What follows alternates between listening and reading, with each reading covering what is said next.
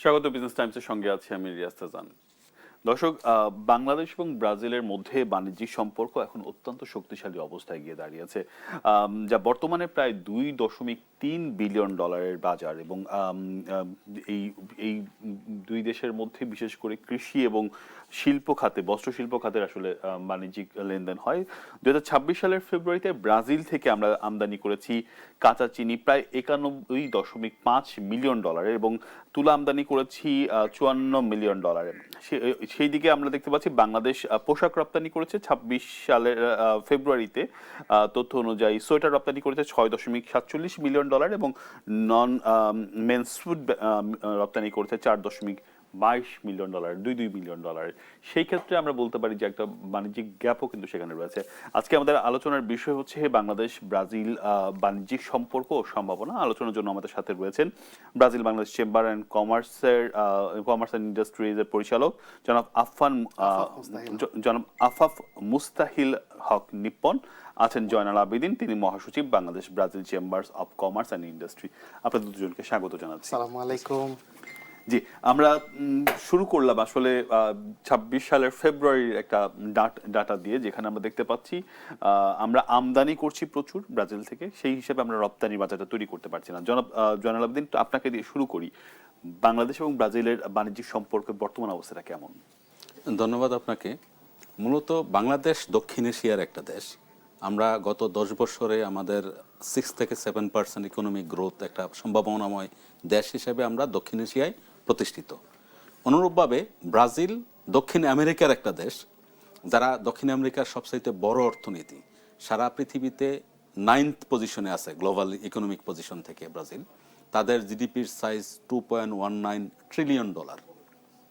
এই যে বড় একটা অর্থনীতির সাথে আমাদের কিন্তু ক্রমান্বয়ে এঙ্গেজমেন্টটা বাড়ছে।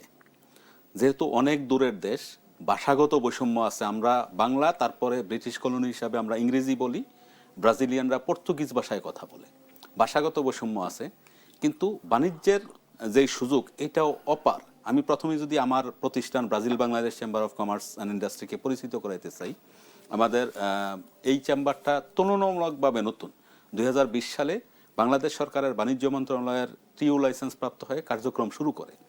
বর্তমানে আমাদের যিনি প্রেসিডেন্ট আছেন জনাব শাহরিয়ার আহমেদ এবং ভাইস প্রেসিডেন্ট জনাব মোহাম্মদ সাইফুল আলম, ওনাদের নেতৃত্বে এই প্রতিষ্ঠানটা কিন্তু হাঁটি পা করে এগোচ্ছে। আপনি জানেন 2020 সালে লাইসেন্স পাওয়ার পরেই কোভিডের একটা সিচুয়েশন গেছে। তারপরে আমরা গত বছর কিন্তু successfully made in Bangladesh expo in Sao Paulo, একটা বাংলাদেশি ম্যানুফ্যাকচারারদেরকে নিয়ে একটা প্রথমবারের মতো এক্সপো করেছি। তার আগে 2020 সালে অবশ্য তৎকালীন এফবিসিসিআই প্রেসিডেন্ট এবং তৎকালীন বাণিজ্য মন্ত্রী, তৎকালীন পররাষ্ট্রমন্ত্রী, ওনারা ব্রাজিল সফর করেন।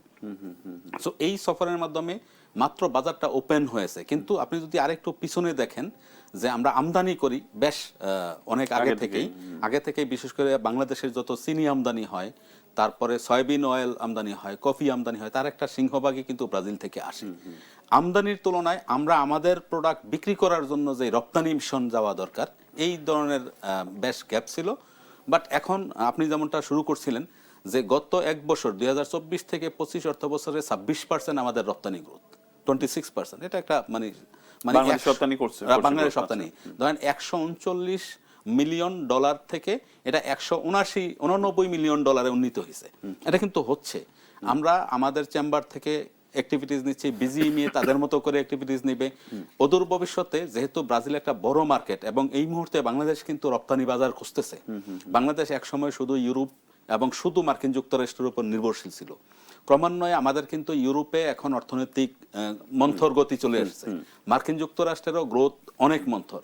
সো তারা যখনই স্ট্যাগনেট হয়ে যাবে এই মার্কেটগুলা, তো আমাদের প্রয়োজনেই আমাদেরকে ল্যাটিন আমেরিকায় বলেন, আফ্রিকায় বলেন, বা পূর্ব এশিয়ার দেশগুলোতে বলেন, আমাদের নতুন বাজার দেখতে হবে। তো এই যে নতুন বাজার খোঁজাতে ব্রাজিলের সাথে আমাদের অর্থনৈতিক আমদানি এবং রপ্তানি দুইটাই ক্রমান্বয়ে বৃদ্ধি পাবে। জি জনাব নিপুণ, একটু আপনার কাছে আসি।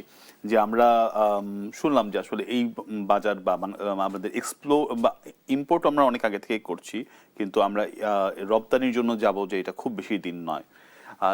ব্যবসায়ী সংগঠনগুলো হয়তো খুব অল্প সময়ের মধ্যে এই জিনিসগুলো চেষ্টা করছে এবং গ্রোথটা বেশ ভালো। সেই ক্ষেত্রে আসলে আপনার কাছে কি মনে হয় এই সম্পর্ক আরো কিভাবে এগিয়ে নেওয়া যায়? হ্যাঁ, একটা জিনিস আমাদের একটু মাথায় রাখতে হবে, আমাদের সব চেষ্টা শুরু হয়েছে মাত্র 2020 সাল থেকে। It's been only 6 years. এর আগে আমরা অনেক ইম্পোর্ট করছি, কিন্তু সবই ব্যক্তি পর্যায়ে। এটা কোনো ইনস্টিটিউশন বা কোনো ইন্ডাস্ট্রির আন্ডারে না। মানে আমি চিনি আমদানি করছি, আমি আমার মতো করে চিনি আমদানি করছি, আমি যেখানে বেস্ট প্রাইস পাচ্ছি। কফি আমদানি করছি বা তেল আমদানি করছি, সয়াবিন তেল, এবং আমি গোপন রাখছি। ব্যবসায়ীদের আমাদের একটা সমস্যা হচ্ছে আমরা একদম গোপন রাখি। তো দেখা যায় যে এই ব্রাজিল চেম্বার অফ কমার্স তৈরি হওয়ার পর থেকে Shahriar uncle, Saiful uncle, Jasim uncle, আমরা আঙ্কেলরা যখন প্রথম ওখানে গেলেন, তখন থেকে আসলে ওখানে জিনিসপত্র পাঠানোর প্রক্রিয়াটা শুরু হয়। এবং আপনি গ্র্যাজুয়াল গ্রোথটা দেখেন যে আপনি 2020-তে আমরা গেলাম, অর্ডার পেলাম, সেই অর্ডারগুলি চলে আসলো 2021-এ কোভিড। আসলে আমাদের মেইনলি বিজনেস আমরা আসলে পাঠানো শুরু করেছি 2022 থেকে। 2022 টু 2026 এর মধ্যে আপনি গ্রোথটা দেখেন, ইটস বেশ অনেক ভালো, কিন্তু অসাধারণ। আপনার $109 মিলিয়ন পাঠাতাম 2022-তে, সেটা 2024-এ যে দাঁড়াইলো $189 মিলিয়ন। প্রায় কিন্তু 100% গ্রোথ, প্রায়। তা উই আর ভেরি হোপফুল যে এটা আমরা যখন ইনস্টিটিউশন পর্যায়ে এই জিনিসটাকে পুশ করব, we will definitely go somewhere. কিন্তু বাংলাদেশে তো ব্রাজিল এম্বাসি অনেক আগে থেকেই আছে, অনেক 50 বছর ধরে আছে। ব্রাজিল এমবাসি 2018 সালে না, ব্রাজিল এম্বাসি না, মানে ওনাদের সঙ্গে কূটনৈতিক সম্পর্ক আমাদের 50 বছরের পুরানো। It's been a long time. আমাদের সমস্যা হচ্ছে কি, আমরা একটু ইমোশনালি ইংলিশ স্পিকিং দেশগুলির প্রতি একটু দুর্বল। আমরা যখন গুগলে সার্চ করি, আমরা ইংরেজিতে সার্চ করি, অ্যালগোরিদম আমাদের ইংরেজি ভাষাভাষী সব কোম্পানিরা দেখায়, হোলসেলার বলেন বা রিটেইলার বলেন। তো আমরা ওই দিকেই প্রথমে যেতে চাই, কিন্তু ওই মার্কেটগুলি অনেক স্যাচুরেট হয়ে গেছে। এখন আসলে পর্তুগিজ যে এত বড় একটা অংশ পৃথিবীর জনগণ পর্তুগিজ ভাষাভাষী অথবা স্প্যানিশ ভাষাভাষী, এই মার্কেটগুলি আমাদের কাছে এখনো অনেকাংশে অধরা। এই ব্রাজিল কিন্তু সেরকম একটা ফ্রন্টিয়ার, একদমই প্রায় বলতে গেলে আমাদের এই দিক থেকে আনট্যাপ। আপনি চিন্তা করেন অপরচুনিটিগুলি কতগুলি ধাপায়। ব্রাজিল যে আমাদের কাছ থেকে ওষুধ ইম্পোর্ট করে, এটা কি জানতেন? হ্যাঁ, আমি আজকে পড়াশোনা করার সময় দেখেছি যে ওষুধ নিচ্ছে এখন কিছু। আপনি চিন্তা করেন, আমরা যখন আজকের দিনের অনুষ্ঠানের জন্য প্রিপেয়ার হচ্ছি, তখন আমরা জানতে পারছি যে বাংলাদেশ আমাদের কাছে, ব্রাজিল আমাদের কাছে ওষুধ নেয়। এই জিনিসটাকে আমরা যখন এই আজকের দিনের অনুষ্ঠানের পরে অনেকে এই জিনিসটা পড়াশোনা করা ছাড়াই জানবে, এবং it will be much easier. অনেক আমাদের দেশে ফার্মাসিউটিক্যালস কোম্পানি আছেন যারা দে আর ডুইং ভেরি গুড, এবং ওনাদের মানে নতুন জেনারেশন যারা অফিসিয়ালসরা আছে, ওনাদের ডেফিনেটলি তখন চিন্তা করবে যে আচ্ছা আমরাও একটু যেয়ে দেখি কি অবস্থা হয়। তো আমরা ব্রাজিল আমাদের কাছ থেকে সিরামিক্সের এই টাইলস নেয়। Did you know that? আমি এখন এই জিনিসগুলি জানলাম যে আমরা যে শুধু কাপড় কিন্তু খুব সামান্য পরিমাণে মনে হয় এখন সামান্য পরিমাণে নেয়, কারণ আমি একলা বিক্রি করছি। আমি এটা ভাইয়াকে জানাচ্ছি না, আপনাকে জানাচ্ছি না, so that I can make the most profit. কিন্তু এই যে আজকে আমরা যখন এটা একটা ইনস্টিটিউশন পর্যায়ে এনে যখন সবার সামনে প্রেজেন্ট করছি, সব ব্যবসায়ীদের সামনে, what do you think what will happen? আরো অন্যান্যরও এই ফ্রন্টিয়ারগুলি চেক করার চেষ্টা করব। ব্যক্তিগত পর্যায় থেকেই তো আস্তে আস্তে আমরা বড় গ্রোথগুলি পেয়ে যাই। জি জি। আপনি শিওর থাকেন যে আমরা খুব শীঘ্রই দেখব যে এই সিরামিক, তারপরে ফার্মাসিউটিক্যালস। আরেকটা মারাত্মক পয়েন্ট হচ্ছে গিয়ে, ওরা যেহেতু ইংরেজিতে কথা বলে না, ওরা হচ্ছে কি সেকেন্ড লার্জেস্ট কান্ট্রি দ্যাট মানে ইম্পোর্টস ফ্রিল্যান্সার্স, মানে ফ্রিল্যান্সিং এর কাজগুলি ওরা সেকেন্ড লার্জেস্ট মানে প্রকিউরার, মানে ওরা এই জিনিসটা কিনে বিদেশ। আর বাংলাদেশ হচ্ছে কি সেকেন্ড লার্জেস্ট এক্সপোর্টার। কিন্তু উই নেভার টক, মানে আমরা দুজনে বসে কখনো একসঙ্গে বসে বলি নাই যে তুমি সেকেন্ড লার্জেস্ট প্রকিউরার, আমি second largest supplier. We never, মানে একসঙ্গে এক ঘরে বসে কোনো আলোচনা হয় না। আসলে এই বাজারটা এখন উন্মুক্ত হচ্ছে। আপনার কাছে আসি যে এই সুযোগটা আসলে আমরা সরকারি পর্যায়ে নিতে পারছি না, ব্যবসায়ী বা এই বেসরকারি পর্যায়ে আমরা আলোচনা করছি বা সংগঠন পর্যায়ে কাজ করছি, এটা কি সরকারের সাথে ইনভলভ হয়েছে? এখন পর্যন্ত সরকার কিছু কিছু বিষয়ে আলোচনা শুরু করেছে, কিন্তু ব্রাজিলে এক্সপোর্ট বাড়ানোর ক্ষেত্রে বা ব্রাজিলের বাজার ধরার ক্ষেত্রে আমাদের প্রথম যেই বিষয়গুলো দরকার, এখন পর্যন্ত বাংলাদেশের কোনো বাণিজ্যিক ব্যাংকে ব্রাজিলিয়ান ব্যাংকগুলা আমাদের এলসি রিসিভ করে না। আমাদের মধ্যে মিউচুয়াল রিকগনিশনের যে বিষয়টা আছে এটা নাই। তো সরকার, আমরা already Brazil Bangladesh chamber of কমার্সের থেকে বাংলাদেশ সরকারের বিভিন্ন মন্ত্রণালয়, যেমন আমাদের পররাষ্ট্র মন্ত্রণালয়, বাণিজ্য মন্ত্রণালয়, বাংলাদেশ ব্যাংক, ওনাদেরকে অলরেডি বিষয়টা ইনফর্ম করা হয়েছে। সরকার থেকে নেগোসিয়েশনও শুরু হয়েছে, বাট এখনো বিষয়টা কনক্লুডিং পর্যায়ে আসে নাই। এই যে ব্যাংকগুলোকে রিকগনাইজ করা, যেন আমাদের যে কোনো ব্যাংকের এলসি দিলে ব্রাজিলিয়ানরা এটা রিসিভ করে এবং বাণিজ্যটা করে, তাইলে কিন্তু আমাদের বড় একটা মানে অগ্রগতি হবে। এখন পর্যন্ত আমরা দুই একটা ব্যাংক, ইউরোপিয়ান ব্যাংকের মাধ্যমেই করতে হয়। As a result third party একটা বড় অংশ কিন্তু আমাদের প্রফিটটা নিয়ে নিচ্ছে ওনারা। যখন আমার ব্যাংকের এলসি ব্রাজিলিয়ান ব্যাংক রিসিভ করবে, তখন ওই প্রফিটটাও আমার দেশে আসবে। সেকেন্ড বিষয়টা হচ্ছে ব্রাজিলের সাথে সরাসরি বাণিজ্যিক যে যোগাযোগ থাকার কথা, ধরেন চায়নার যে কোনো বন্দর থেকে চট্টগ্রাম বন্দরে জাহাজ আসতেছে, সিঙ্গাপুরের একটা বন্দর থেকে চট্টগ্রাম বন্দরে জাহাজ আছে, ব্রাজিলের বন্দরে কিন্তু নিজস্ব পরিবহন না হইলে এখন পর্যন্ত চট্টগ্রাম বন্দরে কোনো জাহাজের পরিবহন ব্যবস্থা নাই। তাহলে কিভাবে এই পরিবহন এখন পর্যন্ত হচ্ছে বাংলাদেশ, ব্রাজিল থেকে বড়জোর পর্যন্ত দুবাই পর্যন্ত আসছে, দুবাই পোর্ট থেকে আবার বাংলাদেশ পোর্টে আসছে, ব্রাজিল থেকে সিঙ্গাপুর মালয়েশিয়া আছে, সিঙ্গাপুর মালয়েশিয়াতে বাংলাদেশ বন্দর আসছে। এখানেও আমাদের সরকারের অবশ্যই ব্রাজিলিয়ান গভর্নমেন্টের সাথে আলোচনা করে এই বাণিজ্যিক রাস্তাটা ক্লিয়ার করা। একটা হচ্ছে ব্যাংকিং ব্যবস্থা, দ্বিতীয় হচ্ছে বাণিজ্যিক। আরেকটা বিষয় হচ্ছে আমরা যেমনটা বলতেছিলাম, আমরা যেসব প্রোডাক্ট রপ্তানি করি, ওই রপ্তানিযোগ্য প্রোডাক্টগুলো ব্রাজিলিয়ান মার্কেটে নিয়ে আরো বেশি পরিমাণে প্রদর্শনী করতে হবে যে আমরা এই ওয়ার্ল্ড ক্লাস প্রোডাক্ট ম্যানুফ্যাকচার করি, তোমরা কম্পিটিটিভ প্রাইসে বাংলাদেশ থেকে এই প্রোডাক্টগুলো ইম্পোর্ট করতে পারো। এটা কিন্তু আমাদের দায়িত্ব, আমি তৈরি করি, আমি বিক্রি করব। সো আমার দায়িত্ব হবে এটা ব্রাজিলের মার্কেটে পরিচয় করানো। পরিচয় করাইলে আরো বেশি পরিমাণে অর্ডার পাওয়া যাবে, আরো বেশি পরিমাণে এক্সপোর্ট হবে। আমরা এটা দেখলাম যে এই যে এই বিশ্বকাপের পরে আর্জেন্টিনার এম্বাসি এখানে আসলো আর কি, মানে এই যে ল্যাটিন আমেরিকা এত বড় জায়গা, আমরা এটা খুব বেশি এক্সপ্লোরই করলাম না এত বছর ধরে। এখন যে ল্যাটিন আমেরিকার সাথে আমাদের সম্পর্কটা আসলে ডে বাই ডে উন্নতি হচ্ছে, বা সেই বাজারটা ধরার জন্য ব্যবসায়ীরা কিভাবে এটা নিয়ে কাজ করছে? আমরা 2020 থেকে প্রায় রেগুলারলি ওখানে এক্সপো মেলাগুলি করে যাচ্ছি। আচ্ছা আচ্ছা। এখন এক্সপো মেলাগুলির একটা ভালো দিক হচ্ছে কি আমরা আমাদের প্রোডাক্টগুলি দেখাতে পাচ্ছি, কিন্তু ঘটনা হচ্ছে কি একটা সমস্যা আমরা ফেস করতেছি।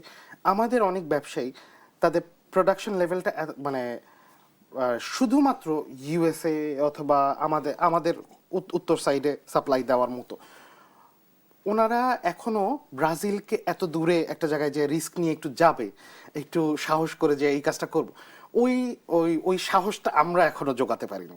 আমরা যারা ওখানে থেকে রেগুলার জিনিসপত্র কিনে আনছি, জিনিসটা আসলে দ্বিপাক্ষিক হলেও আমরা আমাদের একটা পক্ষকে এখনো ওরকম ভাবে অনুপ্রাণিত করতে পারিনি, যে কারণে আমার মেইনলি এখানে আসা, যে আরো ব্যবসায়ীদের অনুপ্রাণিত করা যে why not go to Brazil. আমরা জাস্ট একটু চিন্তা করেন ভাইয়া, আমরা চায়নার সঙ্গে বিজনেস করছি, জাপানের বিজনেসটা আমরা ধরে নিছি যে ইটস ইজি, কিন্তু থিংক অ্যাবাউট দ্য ডিফারেন্স ভাইয়া। পিপল সেখানেও ল্যাঙ্গুয়েজ ব্যারিয়ার আছে, নর্মাল ল্যাঙ্গুয়েজ ব্যারিয়ার না ভাইয়া, ইটস অ্যাবসার্ড লেভেলের ল্যাঙ্গুয়েজ ব্যারিয়ার আছে, মানে চাইনিজদের সাথে এমনকি জাপানিজদের সাথেও। ভাই আপনি যখন ওখানে যাবেন, বেশিরভাগ মানুষই এখনো ইংরেজিতে কথা বলে না। ওনারা জাতিগতভাবে এমন ভাবে তৈরি যে ওনারা নিজেদের আত্মসম্মান বোধে অনেক সময় ইংরেজিতে কথা বলতে চান না। তো তারপরেও তো আমরা করে যাচ্ছি। Why not Brazil? It's a bit far, but why not? এবং আরেকটা বড় ব্যাপার হচ্ছে কি, এই মানে লজিস্টিক্যাল যে ইস্যুটা, এটা কিন্তু আমাদেরই সলভ করতে হবে। আমরা যেহেতু মার্কেটিয়ার, আমরা ওখানে মার্কেটিং করতে যাচ্ছি, we have to solve it. ওনার চেষ্টা, ব্রাজিলকে কিন্তু কখনো অসাধারণ আমরা এখান থেকে কিছু না দিতে পারলে উনি চেষ্টাটা করবে না, খুব সিম্পলি। ব্রাজিলের মার্কেটও বড়, ব্রাজিল দেশটাও বড়, তো বাংলাদেশে আসতে হবে এমন কোনো বাধ্যবাধকতা নাই। আমরা ব্রাজিলকে কতটুকু এক্সপ্লোর করতে পেরেছি, চিনি এবং সোয়াবিন এটা খুবই কমন বিষয়। তার বাইরে ব্রাজিল এত বড় দেশ, বা কৃষিতে তারা এত এগিয়ে, আমরা ব্রাজিলকেই বা কতটুকু এক্সপ্লোর করতে পেরেছি, সেই বিষয়টা আলোচনা করবো। একটা বিরতি নেওয়ার সময় হচ্ছে, দুজন একটু থাকুন। দর্শক, চলছে বিজনেস টাইমস, আলোচনা করছিলাম ব্রাজিল বাংলাদেশ বাণিজ্যিক সম্পর্ক এবং সম্ভাবনা নিয়ে। একটা বিরতি নিচ্ছি, ফিরছি কিছুক্ষণ পর, সঙ্গে থাকুন।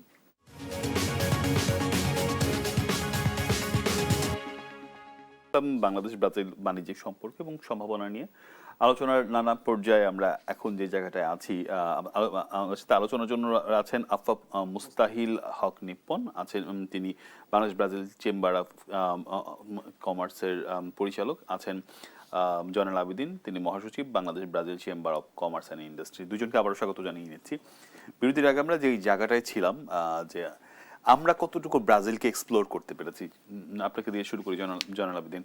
যে যেই অবস্থা এখন মানে করেছে, ব্রাজিল এত বড় দেশ এবং তারা এগ্রিকালচারে ভালো, তারা পশুপালনে ভালো, তা আমরা আসলে ব্রাজিলকে ঠিকঠাক এক্সপ্লোর করতে পেরেছি কিনা আপনার কাছে কি মনে হয়? ধন্যবাদ আপনাকে। আমরা যদি পার্সেন্টেজ বলতে বলেন তাহলে ব্রাজিলের 2% জায়গাও আমরা এক্সপ্লোর করতে পারি নাই আমাদের, আনফরচুনেটলি। কারণ ব্রাজিলের এগ্রিকালচার, আপনি যেমনটা বলছিলেন, ব্রাজিল সারা দুনিয়ায় সয়াবিন তেল উৎপাদনে প্রথম কান্ট্রি, চিনি উৎপাদনে প্রথম কান্ট্রি, আমার কফি উৎপাদনে ফার্স্ট, তারপরে গরুর মাংস এবং পোলট্রি প্রোডাক্টের থার্ড। এই যে ব্রাজিলের সারা পৃথিবীব্যাপী অবস্থান, ওই অবস্থানের আমরা কিন্তু এখনো শুধু সুগার, সয়াবিন, কফি, এই 3টা প্রোডাক্ট ছাড়া ব্রাজিল থেকে কিছু আনতেছে। অথচ ভুট্টা উৎপাদনে সারা ওয়ার্ল্ডে ব্রাজিল প্রথম অবস্থানে আছে। তারা পোলট্রি এবং ডেইরি শিল্পে সারা ওয়ার্ল্ডের থার্ড অবস্থানে আছে। তারপরে তারা এগ্রিকালচার মেকানাইজেশন সারা ওয়ার্ল্ডে অন্যতম শীর্ষ দেশ। আমরা শুধু এই কৃষি প্রযুক্তি এবং কৃষি আপনার রাসায়নিক যেগুলা পেস্টিসাইড থেকে আদার্স বিষয়গুলো, এই বিষয়গুলা জেনেটিক রিফরমেশন এবং কৃষি মডিফিকেশন, যেটা এগ্রো প্রসেসিং ইন্ডাস্ট্রি, এই ইন্ডাস্ট্রিতেও ব্রাজিলে শেখার মতো অনেক কিছু আছে। আমি লাস্ট ইয়ার যখন ব্রাজিলে যাই, আমাদের আপনি জানেন মেড ইন বাংলাদেশ এক্সপো করেছি আমরা 3 দিন, এবছরও করব। আমি আপনার মাধ্যমে, দেশ টিভির মাধ্যমে দর্শক শ্রোতাদের ইনভাইট করছি যে মেড ইন বাংলাদেশ এক্সপো 2026 আগামী অক্টোবর মাসে ব্রাজিলে হবে। আমরা এর প্রস্তুতি সুলভ সফরে যাচ্ছি। আপনাদের প্রত্যেককে ইনভাইট করছি, আপনাদের প্রোডাক্ট এবং সার্ভিস নিয়ে ব্রাজিলে আসেন, আমাদের এক্সপোতে জয়েন করেন। কারণ এই এক্সপোর মাধ্যমেই কিন্তু আমরা বাংলাদেশি পণ্যকে ব্রাজিলিয়ান ক্রেতাদের মধ্যে উপস্থাপন করতে পারছি। আর ক্রমান্বয়ে আমরা শুধু প্রোডাক্ট কেন, সার্ভিস ইন্ডাস্ট্রি, বিশেষ করে এডুকেশন, ব্রাজিলে অনেক ভালো মানের শিক্ষা দেওয়া হয় এবং বাংলাদেশিদের জন্য আপনার স্কলারশিপ আছে 100, কিন্তু 10টা অ্যাপ্লিকেশনও পড়ছে না। এই অবস্থা থেকে বেরিয়ে আসতে হবে। এই যে স্কলারশিপ অপরচুনিটি, যেটা বিনা খরচে পড়াশোনা করা, এটাতে ব্রাজিলের জন্য বাংলাদেশের আরও বেশি আবেদন করে। তারপরে ব্রাজিলের ট্যুরিজম, আপনি জানেন অ্যামাজন হচ্ছে সারা ওয়ার্ল্ডের ফুসফুস বলা হয় এটাকে, পৃথিবীর ফুসফুস। এই অ্যামাজনের একটা বৃহৎ অংশ কিন্তু ব্রাজিলে। এবং শুধু অ্যামাজন কেন্দ্রিক যেই ট্যুরিজমের অপরচুনিটি আছে, ব্রাজিল আপনি জানেন আটলান্টিক মহাসাগরের তীর ঘেঁষা একটা বিশাল বড় দেশ। ব্রাজিল তো অনেক এক্সপেন্সিভ, যাওয়া আসা এবং ওইখানকার থাকা খাওয়া অনেক বেশি। না, আপনার আমাদের যদি ইউরোপে যেতে পারি, ধরেন ফ্রান্স, ইটালি, জার্মানি, ফ্রান্সের চাইতে এক্সপেন্সিভ না ব্রাজিল, ফ্রান্সের চাইতে বরং আরো কম এক্সপেন্সিভ। আমি যেটা বলবো, শুধু আসা যাওয়ার যে রিটার্ন টিকিট, এয়ার টিকিট, এইটা একটু বেশি দাম, কারণ এটা প্রথাগত কোনো ডাইরেক্ট কানেকশন নাই, ট্রানজিট হয়ে যেতে হয়, এজন্য একটু বেশি খরচ পড়ে। বাট থাকা খাওয়ার খরচ কিন্তু অন্যান্য ইউরোপিয়ান দেশের মতো বা এর চাইতে কম। তারপরে ধরেন ব্রাজিলের যেই সি বিচ অসম্ভব সুন্দর। আমি গত বছরও একটা সি বিচে যাওয়ার সুযোগ হয়েছিল, যেখানে পানি স্বচ্ছ, ইউরোপিয়ান পর্যটকরা যাচ্ছে, সিকিউরিটি ভালো, আসা যাওয়ার রাস্তা একেবারে নিট অ্যান্ড ক্লিন। সো সব মিলে হচ্ছে ব্রাজিলের প্রাকৃতিক দৃশ্য এগুলো অসম্ভব সুন্দর, আপনাকে আকর্ষণ করবে। সো একজন বাংলাদেশি পর্যটক যদি চিন্তা করে, আমি আইফেল টাওয়ার দেখতে ফ্রান্সে যাই, আমি স্ট্যাচু অফ লিবার্টি দেখতে আমেরিকায় যাই, হোয়াই নট আমি অ্যামাজন দেখতে কেন ব্রাজিলে যাব? জি, জনাব নিপুণ, একটু আপনার কাছে আসি যে আমরা ব্যবসায়ীরা, বাংলাদেশি ব্যবসায়ীরা চেষ্টা করছি, কিছু ব্যবসায়ীরা, যে ওই দেশে একটা বাণিজ্যিক সম্পর্ক তৈরি। এটা আসলে ব্রাজিল কতটুকু ওয়েলকাম বাংলাদেশের জন্য? ব্রাজিলের মানুষের সঙ্গে আমার যেটুকু সম্পর্ক হয়েছে, ওনাদের সঙ্গে আমাদের ভাষাটা বাদ দিলে মানুষ হিসেবে আমাদের অনেক মিল আছে। ওনারাও আমাদের মতনই ওয়ার্ম ওয়েলকামিং পিপল। মানে আপনাকে যখন বিজনেসে কোনো একটা প্রোডাক্ট ওনারা দেখাবে, আপনাকে অনেক সময় প্রথমে বলে দিবে আমার প্রোডাক্টের অমুক অমুক খুঁত আছে। ওনারা খুব ফ্রি অ্যান্ড ফরওয়ার্ড পিপল। মানে সবসময় আগে নিজেদের সবকিছুই আপনাকে খুলে বলে দিবে যে আমার এই জিনিসে এই জিনিসপত্র আছে, এই জিনিসপত্র নাই, ডু নট এক্সপেক্ট ইট, এই প্রাইস রেঞ্জের মধ্যে আমি তোমাকে এইটুকু দিতে পারবো। এটা ওরা একদমই ওপেন এন্ড ফরওয়ার্ড। অনেক সময় অনেক দেশ আছে না যে অমুক জিনিসটা নাই, এটা আমরা ট্রেড করার পরে জানতে পারি। ব্রাজিলে কখনো এটা হয় না। ব্রাজিল আপনি আগেই জেনে যাবেন what you are getting, what you are not getting. তো এই জিনিসটা আমাকে মনে হয়েছে যে মানুষ হিসাবে এরা সুন্দর, খুব মানে অসাধারণ। মানে আমরা চাইনিজদের সঙ্গে যেরকম একটা ট্রেড করে আরাম পাই, জাপানিজদের সঙ্গে ট্রেড করে আরাম, মানে একটা কমফোর্টেবল জায়গায় থাকে, ইউএস এর লোকজনের সঙ্গে ট্রেড করে একটু, ওনারা ওরকমই মানে বেশ ওয়েলকামিং। আমি রিপন ভাইকে একটু অ্যাড করব। আমি ধন্যবাদ জানাতে চাচ্ছি বাংলাদেশে ব্রাজিল দূতাবাস, যেটা ব্রাজিল এমবাসি, তার কর্তৃপক্ষকে। গত বছর যখন প্রথমবার আমরা মেড ইন বাংলাদেশ এক্সপো আয়োজন করার উদ্যোগ নিলাম, Brazilian deputy head of mission এখানে যিনি আছেন মিস্টার লিওনার্দো, উনি আমার সাথে বিভিন্ন বিভাগীয় শহরে গিয়ে এই এক্সপোর প্রমোশন করেছেন। একজন রাষ্ট্রদূত পর্যায়ের মানুষ, ডেপুটি হেড অফ মিশন, উনি আমার সাথে রংপুরে গিয়েছেন, উনি আমার সাথে চট্টগ্রামে গিয়েছেন, গিয়ে স্থানীয় চেম্বার রংপুরে, আমার মনে আছে একটা যে কোনো একটা অফিসে, এখানে বিদ্যুৎও ওই সময় ছিল না, এইরকম একটা অন্ধকার পরিবেশে বসেও কিন্তু উনি খুব সাবলীল ভাষায় ওয়েলকামিং না হলে এটা সম্ভব না। আমাদের এরপর পরেই মানে আমরা যখন ভিসা অ্যাপ্লিকেশন করি তখন হচ্ছে কুরবানি ঈদের বন্ধ ছিল, মানে আমরা শেষ বৃহস্পতিবারে বন্ধ হয়ে গেছে বাংলাদেশের অফিসগুলা। ব্রাজিল এমবাসি ইন ঢাকা ওনারা খোলা রেখে আমাদের প্রত্যেককে ভিসাটা ফ্যাসিলিটেট করেছে শুক্রবারে, মানে শনিবারে ঈদ, শুক্রবারে অন্য কোনো এমবাসি হলেও করতো কিনা আমি জানি না। Deputy head of mission mister Leonardo Januzzi, উনি এসে আমাদের প্রত্যেকের পাসপোর্ট গুলা ফেরত দিয়ে এনশিওর করছে যে আমরা পাইছি ঈদের আগে, তারপরে উনি মানে শুক্রবারে। তো এই যে ওনাদের কোঅপারেশন, এটা হচ্ছে অনন্য দৃষ্টান্ত এক। আরেকটা বিষয় হচ্ছে ব্রাজিল কিন্তু 90:10 রেশিওতে আপনার মূলধন দেয়। আপনি 10 টাকা নিয়ে যদি যান, আপনি প্রপার বিজনেস ডকুমেন্টেশন থাকলে ব্রাজিলিয়ান ব্যাংক, ব্রাজিলিয়ান বিভিন্ন সোর্স থেকে, ব্রাজিলিয়ান গভর্নমেন্টের সোর্স থেকে আপনি আরো 90 টাকা পাবেন, 100 টাকার ব্যবসা করতে পারবেন। মানে আরেকবার ক্লিয়ার করে বলছি, আপনি 100 টাকার বিজনেস প্রপোজাল, আপনার পকেটে 10 টাকা থাকলে এনাফ, বাকি 90 টাকা ব্রাজিল গভর্নমেন্ট বা ব্রাজিলিয়ান বিভিন্ন বিজনেস আপনাকে দিবে। যে ওরা চায় নতুন বিজনেস স্টার্টআপ গুলি জেনেরিক ভাবে হোক, মানে অর্গানিক ভাবে হোক।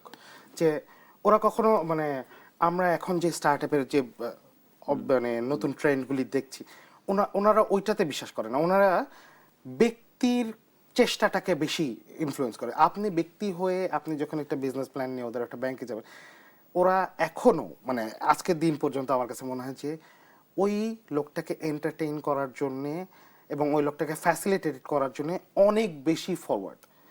অনেকটা দুর্ভাগ্যজনকভাবে আমরা আমাদের দেশেও এই জিনিসটা অনেক সময় পাই না, যদিও আমি বলা ঠিক না, কিন্তু অনেক সময় আমরা রিসেন্ট টাইমে দেখতেছি আমরা ব্যাংকের কাছ থেকে ওরকম ফ্যাসিলিটি পাই না, যেটা ব্রাজিলে আমাদের অনেক কাউন্টার পার্ট খুব ইজিলি অ্যাভেইল করতেছে। এটা আমাদের একটু, আমাদের যে ব্রাজিলিয়ান ডায়াসপোরা আছে, যে ওখানে 9-10 হাজার লোক আছে, ওনাদের সঙ্গে আমাদের এখন কথাবার্তা হচ্ছে, তো ওনারা দেখতেছে ওনারা অনেক ফ্যাসিলিটি পাচ্ছেন, যেটা আমাদের একটু হিংসা লাগছে আর কি দেখে।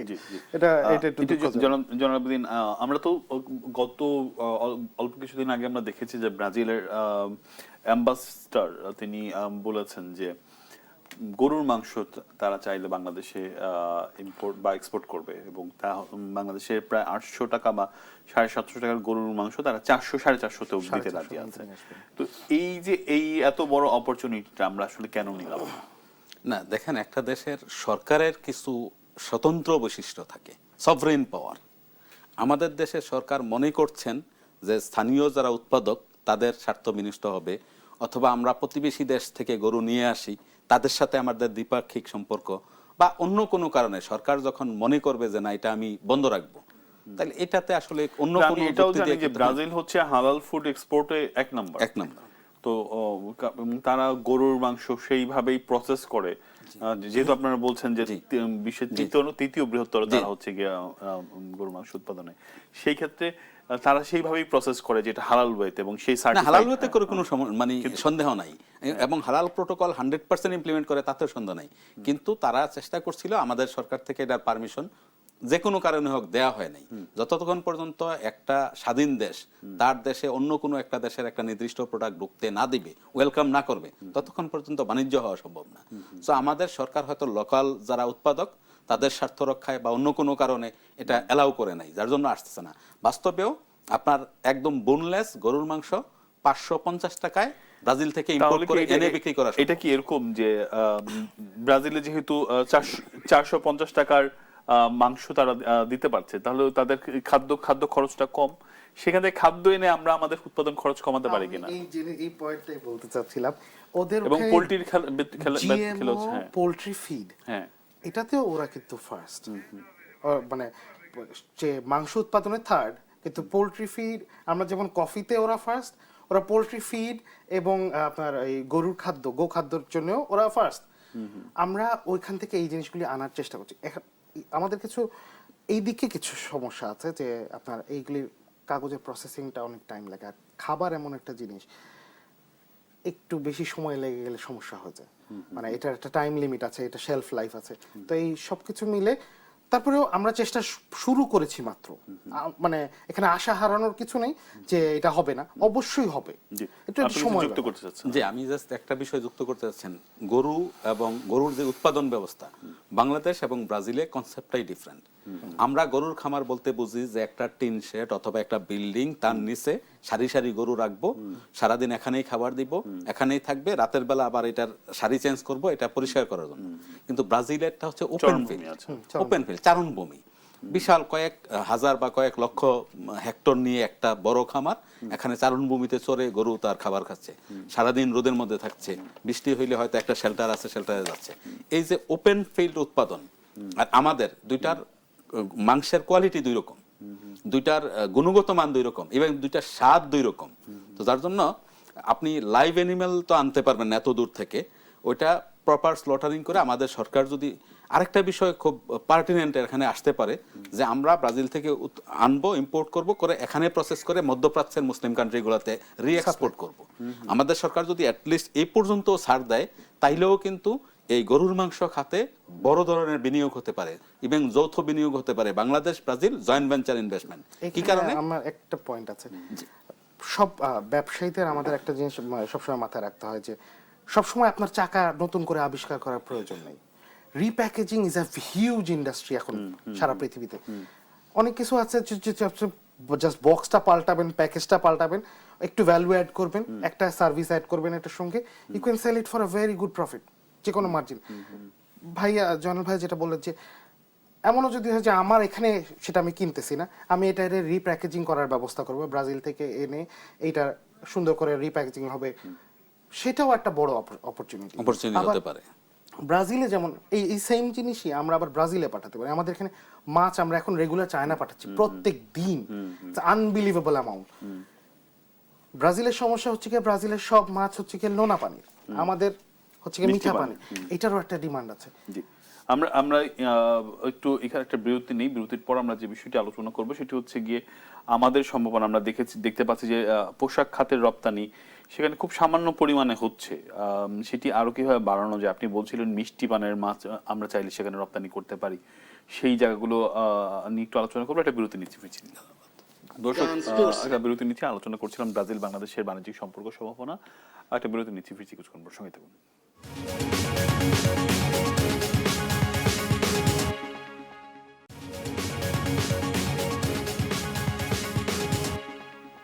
আরেকবার স্বাগত জানাচ্ছি বিজনেস টাইমসের সঙ্গে আছে রিয়াজ হাসান। আলোচনা করছিলাম বাংলাদেশ ব্রাজিল বাণিজ্যিক সম্পর্ক সম্ভাবনা। আলোচনার একটা পর্যায়ে আমরা যে জায়গাতে আছি সেটি হচ্ছে বাংলাদেশ আসলে কি করতে পারে সেই বাজারে। আছেন আমাদের সাথে আলোচনার জন্য Brazil Bangladesh chamber of commerce and ইন্ডাস্ট্রির পরিচালক আফাফ মুস্তাহিল হক নিপন, আছেন মোহাম্মদ জয়নাল আবেদিন, তিনি মহাসচিব Bangladesh Brazil chamber of commerce and industries. আপনাদের দুজনকে আবার স্বাগত জানাচ্ছি। জনাব নিপন, একটু আপনার কাছে আসি, যে আমরা তো ব্রাজিলকে এক্সপ্লোর করার ব্যাপারটা একটু আগে আলোচনা করলাম বিরতির আগে, আমরা বাংলাদেশ আসলে নিজেকে কিভাবে সেল করতে পারে সেই দেশে? বাংলাদেশে একটা ইউনিক অপরচুনিটি এই মোমেন্টে আছে। ব্রাজিল অনেকগুলি দেশের সঙ্গে ব্যবসা করে। ব্রাজিল প্রথমে ব্যবসা করে ওর প্রতিবেশী ইউএস এর সঙ্গে, কানাডার সঙ্গে, সবই they are charging premium in US dollar, সব কিছু it's all good and okay. ওরা আমাদের এশিয়াতে বিজনেস করছে, চায়নার সাথে। কিন্তু ভাইয়া, আপনি যখন মানে ডাইভার্সিফাইড প্রোডাক্ট চাবেন, you will need diversified suppliers. বাংলাদেশের একটা ইউনিক অপরচুনিটি আছে, আমাদের অনেক জনসংখ্যা হওয়াতে অনেক বেশি ইন্ডাস্ট্রি আমাদের এখানে আছে যেগুলি গ্রো করতেছে। তো সবার একদম অনেক টপ নচ প্রোডাক্ট দরকার নাই, এটা কিন্তু মাথায় রাখতে হবে। যে একটা মার্কেটে আপনার একটা দোকানে আপনি কিন্তু যে সবসময় একদম হাইয়েস্ট অফ দ্য হাই জিনিস কিনতে চান না, sometimes you need medium Mid-range, quality, mid-range, হ্যাঁ। সামটাইম আমি গিফট দেওয়ার জন্য একটু আর একটু কম কোয়ালিটি কিনলাম। তো এরকম ডাইভার্সিফাইড আপনার যখন সেলার দরকার হয়, you need a lot of seller. Bangladesh একটা ইউনিক অপরচুনিটি আছে এখানে, যে ওই যে আমাদের একটা ট্রেড গ্যাপ তৈরি হয়েছে, যে আমরা অনেক বেশি আনতেছি, কম পাঠাচ্ছি, তখন আর এলডিসির আমরা এখনো এলডিসির লোক, আমাদের কিছু বিজনেস ফ্যাসিলিটিস আছে যে আমরা ওই ট্রেড গ্যাপটা ফিল আপ করতে পারি। All we need is some people. এই অনুষ্ঠানটা আসলে আমাদের বিসিসিআই এক ধরনের অ্যাডভার্টাইজিং ক্যাম্পেইন, যে আমরা চাই যে আমাদের সঙ্গে আরো কিছু লোকজন একসঙ্গে জয়েন ফোর্সেস হয়ে আমরা ব্রাজিলে যে এই জিনিসটাকে কি মার্কেট ব্যবসা নিয়ে যাবে সেটাও তো বলবেন। প্রথম বিজনেস হচ্ছে গিয়ে আমাদের আরএমজির সেক্টরের মধ্যে একটা স্পেসিফিক নিশের কথা বলছি। ব্রাজিলে যখন আপনি, ব্রাজিল কিন্তু অনেক বড় বড় দেশেরও আরএমজি সাপ্লাই, কিন্তু আপনি যখন অনেক দামি প্রোডাক্ট তৈরি করেন, তখন কিন্তু আপনি house hold product, baby wires, এগুলি তখন আপনি সহজে বানাতে চান না। তখন হয় কি, এগুলি কোথা থেকে কিনতে হয়। উই আর দেয়ার, আমরা ওইটা সাপ্লাই করছি এখন, এবং উই আর ডুইং গুড। আমরা চাই ওই যে আপনি যেটুকু অ্যামাউন্ট দেখলেন ব্রাজিলে আমরা পাঠাচ্ছি, এই অ্যামাউন্টটুকু কিন্তু আসলে ম্যাক্সিমামটা আরএমজি থেকে গেছে। তো এই দুইটা সেক্টর গেল।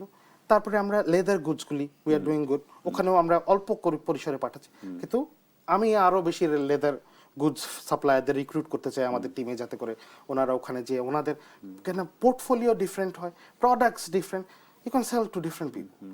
তারপরে হচ্ছে কি ফার্মাসিউটিক্যালস, আমি এইটা আমাদের অসাধারণ, কিন্তু এখনো ব্রাজিলে চিকিৎসা সেবা ফ্রি, একদম অ্যাম্বুলেন্স থেকে শুরু করে আপনাকে এসে আপনি আহত বা মানে রোগাক্রান্ত হলে আপনাকে অ্যাম্বুলেন্স থেকে শুরু করে হাসপাতাল পর্যন্ত সবটা ফ্রি ইন্স্যুরেন্সের মাধ্যমে। তো ওরা ফার্মাসিউটিক্যালসটা অনেকটুকু আমাদের কাছ থেকে নেয়, আমরা চাই আরো বেশি দিতে। এলডিসিতে আমরা যতদিন আছি ততদিন পর্যন্ত আমাদের অনেকগুলি ফ্যাসিলিটি আছে, আমরা অনেক জেনেরিক মানে প্রাইসটা অনেক কম দিতে পারি।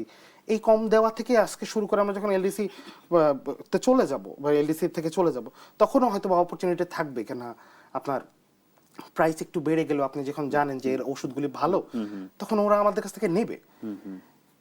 ফ্রিল্যান্সিং এর কথাটা বলতে যাচ্ছিলাম, ব্রাজিল এখন বা পৃথিবীর সেকেন্ড ফ্রিল্যান্সিং প্রকিউরার, মানে ওদের টুকটাক জিনিসপত্রের জন্য ফ্রিল্যান্সারদের ওরা নিয়োগ দিচ্ছে। আমরা কিন্তু পৃথিবীর সেকেন্ড ফ্রিল্যান্সার সাপ্লায়ার।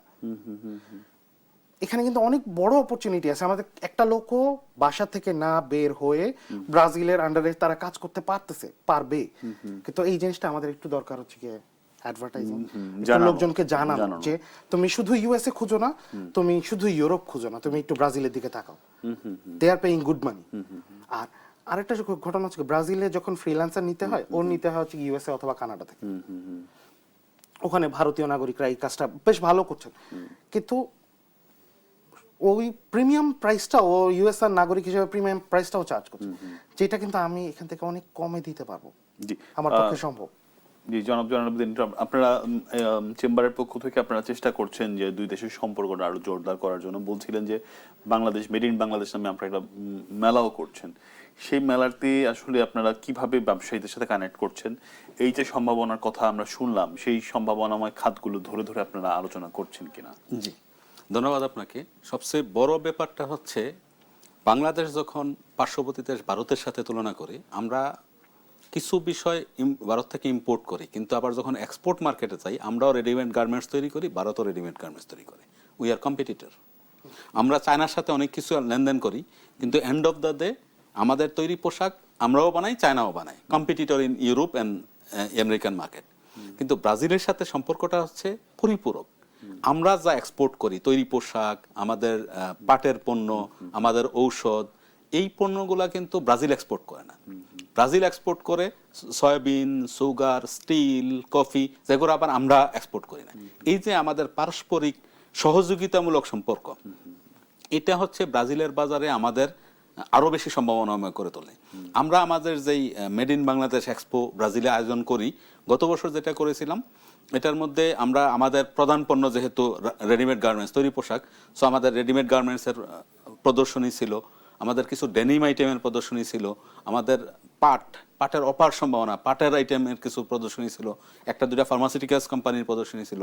সো এই বছর আমরা আরো বড় আকারে বড় পরিসরে করতে যাচ্ছি, যেটাতে আমরা চিন্তা করছি আমাদের অন্তত টপ 10 এক্সপোর্ট আইটেম। সেটা কি এমন সম্ভব যে ব্রাজিলকে কেন্দ্র করে ল্যাটিন আমেরিকার অন্যান্য মার্কেটগুলোকে আমরা ধরতে পারি? এক্স্যাক্টলি, আপনি খুব ভালো পয়েন্ট বলেছেন। ব্রাজিলে একটা এরিয়া আছে ব্রাস, এটা একটা এরিয়া আমাদের পাইকারি মার্কেট, যেমন গুলিস্তান বা চাঁদনি চক অথবা ঢাকার মতো একটা পাইকারি মার্কেট ব্রাস। ওই ব্রাসে শুধু ব্রাজিলিয়ান ক্রেতারাই আসে এরকম না, আর্জেন্টিনা থেকে প্রত্যেক ধরেন শনিবারে দেখবেন আর্জেন্টিনা থেকে 10, 20, 50টা গাড়ি চলে আসছে। সারা রাত এখানে গাড়িগুলো রাখে, ওরা সারা রাত পাইকারি বিভিন্ন প্রকিউরমেন্ট করে রবিবারে সকালবেলা আবার চলে যাচ্ছে। তো এই যে সপ্তাহে একদিন আর্জেন্টিনা থেকে আসছে, প্যারাগুয়ে থেকে আসতেছে, অন্যান্য দেশগুলো থেকে আসতেছে, কারণ ওইটা ল্যাটিন আমেরিকার সবচাইতে বড় পাইকারি বাজার। ঠিক আমরা যখন আমাদের প্রোডাক্টগুলা এই ব্রাস পর্যন্ত পৌঁছে দিতে পারবো, এটা আমাদের গার্মেন্টস হোক, আমাদের পাটের পণ্য হোক, আমাদের ফার্মাসিউটিক্যালস হোক, বা আমাদের জুয়েলারি হোক, উনি যেমনটা বলতেছেন হোম টেক্সটাইল হোক, বাচ্চাদের কাপড় হোক, আমরা ব্রাস পর্যন্ত পৌঁছে দিলে অটোমেটিক আমরা আর্জেন্টিনার মার্কেট এবং প্যারাগুয়ের মার্কেট, এই দুইটা মার্কেট অটো পাচ্ছি। এছাড়াও একটা ব্যাপার হচ্ছে কি, ব্রাসে আপনি অল্প প্রোডাক্ট নিলে it's very hard to sell. বেশি নিতে হবে, আপনার বেশি এবং অনেক ভ্যারাইটি নিতে হবে। মানে আমি পাটের শুধু ব্যাগ নিয়ে গেলে হবে না, পাটের ব্যাগের 100টা ভ্যারাইটি থাকতে হবে, অ্যাটলিস্ট 5 জন সেলার থাকতে হবে। এবং সবচেয়ে বড় জিনিস আমরা দক্ষিণ আমেরিকার পুরো মার্কেট এত আলোচনা করছি যেখানে কোনো ব্যাংকিং সার্ভিসই আমাদের নাই, কিন্তু এইটা যদি মানে না হয়, কয়জন ইউরোপের ব্যাংকের মাধ্যমে এই লেনদেনগুলো করতে পারবে? এইটা সরকারের দৃষ্টি, এটা হচ্ছে গিয়ে মানে আমরা ব্যবসায়ী হিসাবে এক পর্যায় পর্যন্ত ট্রাই করে একটা জায়গা পর্যন্ত নিয়ে যাব। ভাইয়া এটাও কিন্তু মাথায় রাখবেন, আমাদের বাবারা যখন গাড়ির ব্যবসা প্রথম জাপানে শুরু করে, আপনারা অনেকেই জানেন যে আব্দুল হক সাহেব আমার বাবা, তো ওনারা যখন প্রথম শুরু করে জাপানেও এটা ছিল না, কিন্তু বাংলাদেশ গভর্নমেন্ট একটু প্র্যাগম্যাটিক, কিন্তু মানে বাংলাদেশ গভর্নমেন্ট কিন্তু শেষ পর্যন্ত এই সেই ব্যাংকিংগুলি কিন্তু চালু করতে বাধ্য হয়েছেন এবং পারছেনও। একটু সময় দিন, ইট উইল হ্যাপেন। এমন না যে এটা কখনোই হবে না, তা না। আপনি বলছিলেন যে সরকারের জায়গা থেকে না, বিষয়টা হচ্ছে কি, সরকার ট্রেডকে ফ্যাসিলিটেট করার জন্য কিন্তু সরকার। তা এখন যেহেতু বিষয়গুলো আগে জানাই ছিল না যে বাংলাদেশের প্রোডাক্টের ল্যাটিন আমেরিকায় এত বড় একটা বাজার আছে, কারণ ল্যাটিন আমেরিকায় জনসংখ্যা প্রচুর, ইউরোপের চাইতে অনেক বেশি জনসংখ্যা, এবং তাদের পারচেজিং পাওয়ারও বেশি। ব্রাজিলের $10,300 হচ্ছে $10,300 পার ক্যাপিটা ইনকাম। সো তার ক্রয় ক্ষমতা আছে, যার ক্রয় ক্ষমতা আছে এবং জনসংখ্যা বেশি, ওই মার্কেটটা আমার জন্য অটো তৈরি হবে। এক নাম্বার অলরেডি তৈরি হয়ে আছে। এখন অনলি বাকি যেটা, আমাদের সরকার ব্রাজিল সরকারের সাথে বসে আমাদের ব্যাংকিং সমস্যা, আমাদের পরিবহন সমস্যা, এই বিষয়গুলো কিন্তু খুব বড় হার্ডেল না, এটা আলোচনা করলেই সমাধান হবে। কারণ তারাও তো প্রফিটের জন্য বিক্রি করতেছে। বর্তমানে বাংলাদেশ $3 বিলিয়ন ইম্পোর্ট করতেছে, আর আমরা মাত্র $190 মিলিয়ন এক্সপোর্ট করতেছি। এই যে $2.5 বিলিয়ন ট্রেড গ্যাপ, এটা তো ব্রাজিলের পক্ষে। সো তারাও রেডি আছে। এখন আমাদের পক্ষ থেকেই এই বিষয়গুলো আলোচনা করে সমাধান হবে। আর সবচেয়ে বড় ব্যাপার হচ্ছে, যতক্ষণ পর্যন্ত আপনি পিপল টু পিপল মুভমেন্ট, বাংলাদেশের ব্যবসায়ীর সাথে ব্রাজিলিয়ান ব্যবসায়ীর মুক্ত কথাবার্তা, মুক্ত আলোচনা, দেখা সাক্ষাৎ, এটা বছরে 2-4 বার না হবে, ততক্ষণ পর্যন্ত বাণিজ্য হবে না। আমরা শুরু করেছি। আপনারা তো বলছেন যে ব্রাজিল এম্বাসি অনেক বেশি ওপেন আপনাদের সাথে বা ব্যবসায়ীদের সাথে। এই ব্রাজিল এম্বাসির সাথে আমাদের সম্পর্কগুলো আর দ্বিপাক্ষিক ভাবে আরো বিভিন্ন অ্যাক্টিভিটি করা যায় কিনা, দেশেই করা যায় কিনা? আমরা অলরেডি করছি। এই যে ভাইয়া যে বললো যে স্টোরিটা, যে ব্রাজিল অ্যাম্বাসেডার সেকেন্ড ম্যান আমাদের বাংলাদেশের এই বেশ কয়েকটা জেলায় কিন্তু উনি পার্সোনালি ভিজিট করছেন। ওনাদের কিন্তু চেষ্টা আছে, আমাদেরও কিন্তু চেষ্টা আছে। কিছু কিছু জিনিসটা একটু সময় দিতে হয়, যে এই জিনিসটাকে গভীরতর পর্যায়ে নিয়ে যেতে। কিন্তু একটা সমস্যা হচ্ছে গিয়ে এই দূরত্বটা থাকার কারণে এটা একটা বড় পার্সেন্ট টু পার্সেন্ট দাঁড় করানোটা একটু, আবার জাহাজও বোধহয় সরাসরি যায় না, সিঙ্গাপুর ভায়া হয়ে আসে অথবা আপনার দুবাইতে নামে। কিন্তু যখন আপনার বিজনেসটা প্রপারলি রান হবে, একটা অ্যামাউন্টের জায়গায় দাঁড়াবে, জাহাজও প্রবাবলি আপনি দেখবেন পেয়ে যাবেন। ব্রাজিলিয়ান অ্যাম্বাসেডর মধ্যে কিন্তু আমাদের চিফ পেট্রন, ব্রাজিল বাংলাদেশ চেম্বারের চিফ পেট্রন হচ্ছে ambassador of Brazil in Dhaka. So ওই দিক থেকে সবশেষ মন্তব্য আছে কিনা কোনো, শেষ করব আমরা একটু সরকারি সহযোগিতা চাই যে আমাদের ব্যাংকিংটা এটার জন্য, এটা আসলে খুবই গুরুত্বপূর্ণ। আর আমি আসলে এখানে মেইনলি আসার কারণ হচ্ছে গিয়ে রিক্রুট করা নতুন নতুন ব্যবসায়ীদের, যে আসলে Brazil is a very amazing frontier, যেখানে এখনো আমরা বেশ ভালো কিছু জিনিস দাঁড় করাতে পারবো। জি জি, আপনি সর্বশেষ যদি বলি তাহলে সরকারের যে রপ্তানি উন্নয়ন ব্যুরো আছে তারা বাংলাদেশি প্রোডাক্টকে বিদেশে পরিচিত করানোর দায়িত্বে আছেন। আমরা যে মেড ইন বাংলাদেশ এক্সপো করি, আমি রপ্তানি উন্নয়ন ব্যুরো কর্তৃপক্ষের দৃষ্টি আকর্ষণ করছি, ওনারা যদি আমাদের সাথে এগিয়ে আসেন তাহলে এই মেলাটা আরো বড় পরিসরে আরো ইফেক্টিভলি করা যে সম্ভব। আমরা মনে করি এই আপনাদের এই চেষ্টা সার্থক হবে। অনেক ধন্যবাদ আমাদেরকে সময় দেওয়ার জন্য। দর্শক, আলোচনা করছিলাম ব্রাজিল বাংলাদেশের বাণিজ্যিক সম্পর্ক এবং এর সম্ভাবনা নিয়ে। আলোচনার নানা দিক রয়েছে, বিশেষ করে দুই দেশের মধ্যে বাণিজ্যিক সম্পর্ক বাড়ানোর অনেক জায়গা রয়েছে। আমাদের উৎপাদিত পণ্য দুই দেশের আলাদা আলাদা রকম রয়েছে। তারা আসলে সয়াবিন, চিনি এই ধরনের প্রোডাক্ট রপ্তানি করে, আমরা করি পোশাক, পাটজাত পণ্য। তো এই বাণিজ্যিক সম্পর্কটা দ্বিপাক্ষিক হওয়া সম্ভব এখানে যদি সরকার উদ্যোগ নেয়, একই সাথে ব্যাংকিং সুযোগ সুবিধা বাড়ানো হয় এবং ব্যবসায়ীরা আগ্রহী হয়, তাহলে কিন্তু এই বাজার অনেক বড় ভাবে এক্সপ্লোর করা সম্ভব। অনেক ধন্যবাদ আমাদের সাথে থাকার জন্য। আগামীকাল একই সময় বিজনেস টাইমসে আমরা যুক্ত হচ্ছি। থাকুন দেশ টিভির সঙ্গে।